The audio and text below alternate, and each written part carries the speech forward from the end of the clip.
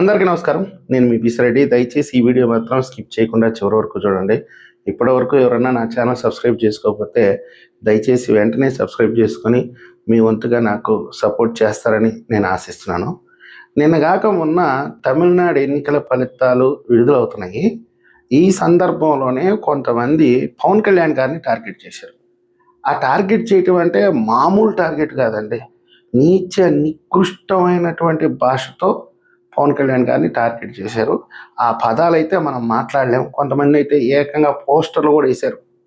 విజయ్ గారు ఏదో పాఠాలు చెప్తున్నట్టుగా, అంటే చంద్రబాబు నాయుడు గారికి, లోకేష్ గారికి, పవన్ కళ్యాణ్ గారికి అంటే పొత్తులు లేకుండా ఎలా సీఎం కావాలో నేర్పిస్తున్నట్టుగా ఇలాంటి పోస్టర్లు చాలా వేశారండి. పరమ దరిద్రంగా వేశారు. అయితే ఎంతన్నా జనసేన పార్టీ కార్యకర్తలకు కానివ్వండి, తెలుగుదేశం పార్టీ కార్యకర్తలకు కానీ కొంచెం ఆత్మాభిమానం ఉంటుంది. ఎవరైనా సరే కంటికి కనపడే వాడితో పోరాటం చేయగలరు, కానీ కంటికి కనపడకుండా ఎక్కడో దాంకొని ఇలాంటి దుష్ప్రచారం చేసే వాళ్ళ మీద ఏం పోరాటం చేస్తారు? చేయలేరు కదా. అందుకే చాలామంది క్షోభకు కూడా గురి అయ్యారు.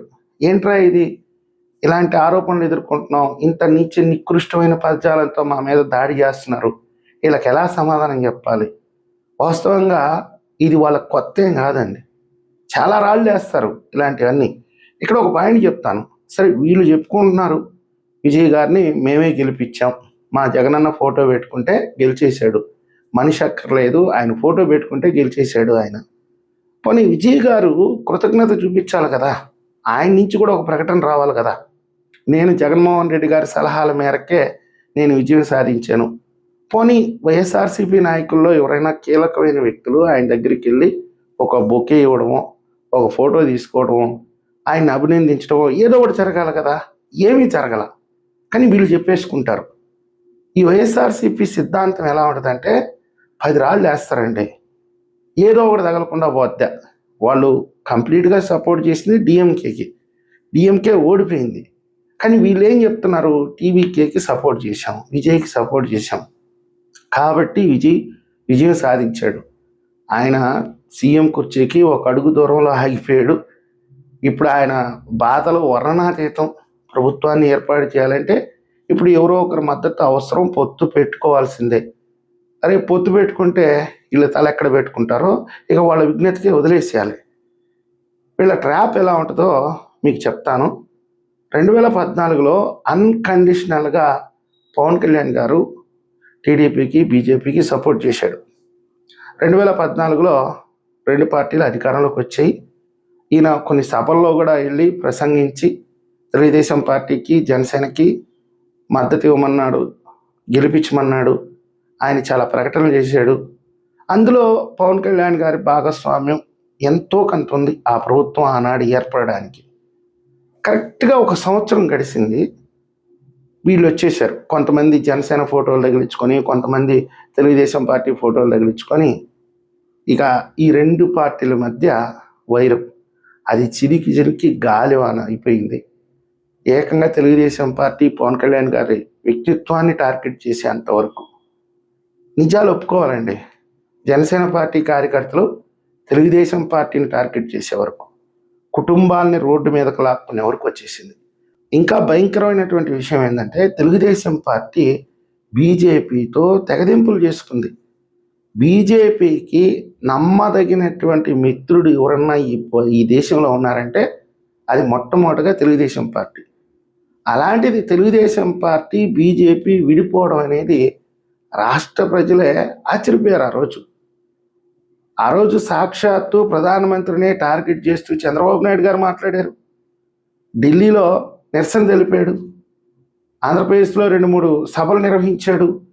బ్లాక్ డ్రెస్ వేసుకున్నాడు, రాష్ట్రానికి అన్యాయం జరుగుతుందన్నాడు, ప్రత్యేక హోదా ఇవ్వాలన్నాడు, స్పెషల్ ప్యాకేజ్ ఇవ్వాలన్నాడు. ఎందుకని ఇదంతా? ఇలా ట్రాప్లో పడిపోయారు. సాక్షాత్తు ప్రధానమంత్రి ఫోన్ చేశాడు చంద్రబాబు నాయుడు గారికి, మీరు దయచేసి ఇలాంటి పనులు చేయకండి, మీకు ఏదైనా బాధలు ఉంటే డైరెక్ట్గా నా దగ్గరికి రండి, నేను పరిష్కరిస్తాను అని చెప్పినా కానీ ఆనాడు చంద్రబాబు నాయుడు గారు వినలేదు. విజయసాయిరెడ్డి గారు పార్లమెంట్ భవనం ఎక్కి ప్లకార్డు పెట్టుకొని ప్రత్యేక హోదా ఆంధ్రుల హక్కు, ప్రత్యేక హోదా మాత్రమే ఈరోజు సంజీవిని ఆంధ్రప్రదేశ్కి, అలాంటి ప్రత్యేక హోదాని బీజేపీ పెద్దల దగ్గర తాకట్టు పెట్టేశాడు చంద్రబాబు నాయుడు గారు. చాలా చాలా మాట్లాడారులేండి. ఇవన్నీ కూడా ఈ ట్రాప్లో ఖచ్చితంగా ఆనాడు తెలుగుదేశం పార్టీ పడిపోయింది, జనసేన పడిపోయింది, వీళ్ళిద్దరి మధ్య వైరం వచ్చింది. 3 పార్టీలు చిన్నాభిన్నం అయిపోతే వీళ్ళలో వీళ్ళు కొట్టుకుంటా ఉంటే 2019 ఎన్నికల్లో వైఎస్ఆర్సీపీ ఘన విజయం సాధించింది. దాని తర్వాత ఈ రాష్ట్రంలో జరిగినటువంటి పరిణామాలన్నీ మీకు తెలుసు. రాష్ట్రం కూడా సర్వనాశనం అయిపోయింది. ఆ తర్వాత వీళ్ళు కళ తెలుసుకొని వీళ్ళు ఒకరికొకరు కొంచెం అర్థం చేసుకొని మళ్ళీ పొత్తు పెట్టుకున్నారు. మొన్న 2024లో అధికారంలోకి వచ్చారు. 2019లో పవన్ కళ్యాణ్ గారు ఒంటరిగానే వెళ్ళాడు.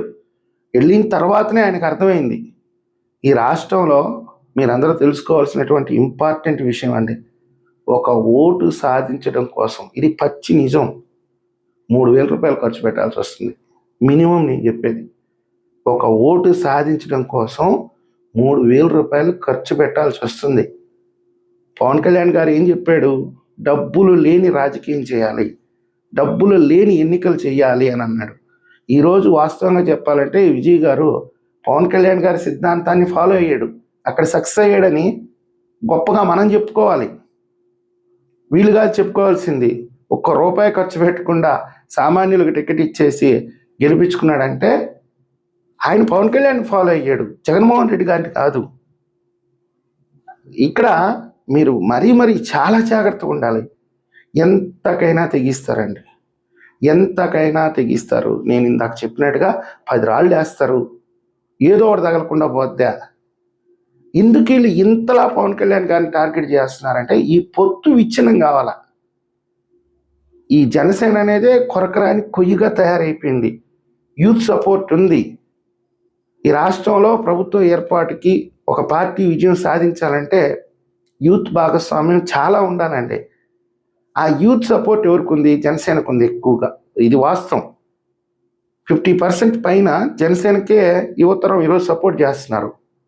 ఈ యువత ఓట్లు కొల్లగొట్టాలంటే ఏం చేయాలి?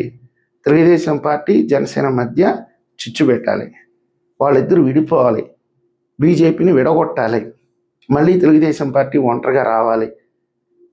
ఈసారి అలా జరిగినా కానీ వాళ్ళు లాభపడే సమస్య లేదు. కాకపోతే ఈ రాజకీయ పార్టీలే నష్టపోతాయి. వీళ్ళు ముగ్గురు కలిసి ఉంటేనే ఈ రాష్ట్ర భవిష్యత్తు బాగుంటుందని మొన్న 2024 ఎన్నికల్లో ప్రజలు కోరుకున్నారు. ఈ పార్టీలు కోరుకోలా మనం ముగ్గురం కలిసి ఎన్నికల్లోకి పోవాలని పార్టీలు కాదు నిర్ణయించుకుంది. మేము ప్రతి పల్లెటూరులో తిరిగితే ఎవరిని అడిగినా కానీ జనసేన, టీడీపీ, బీజేపీ కలవాలి, వీళ్ళు ముగ్గురు కలిస్తేనే ఈ రాష్ట్రానికి భవిష్యత్తు ఉంటుందని ప్రజలు కోరుకున్నారండి. ఎవరో ఏంటంటే చెప్పేది, ప్రజలు కోరుకున్నారు.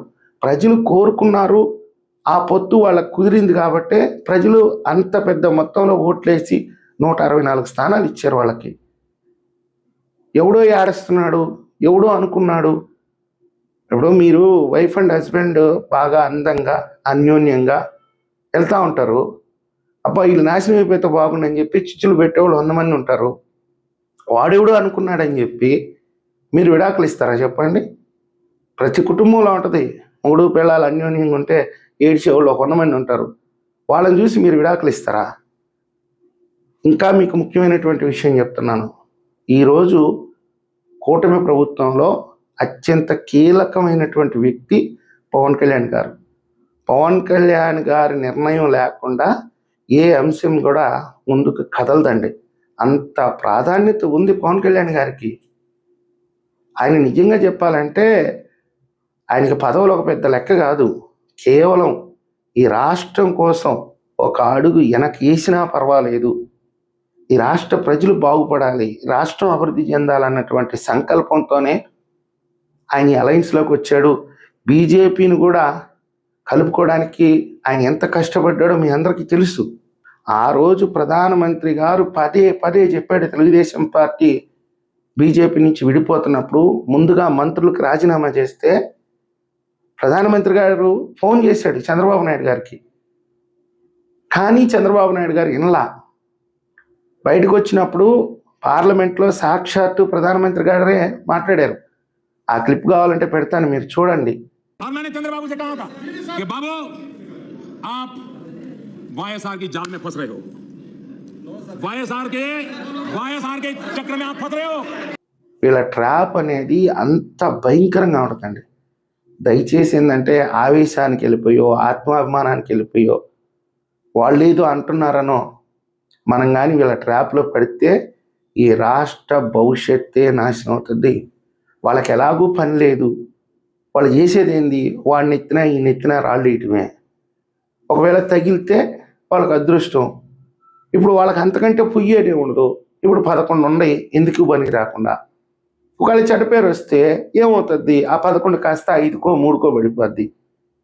ఒకవేళ కలిసి వచ్చిందనుకో అధికారం వస్తుంది. వాళ్ళ ప్రయోగాలన్నీ ఇలాగే ఉంటాయి.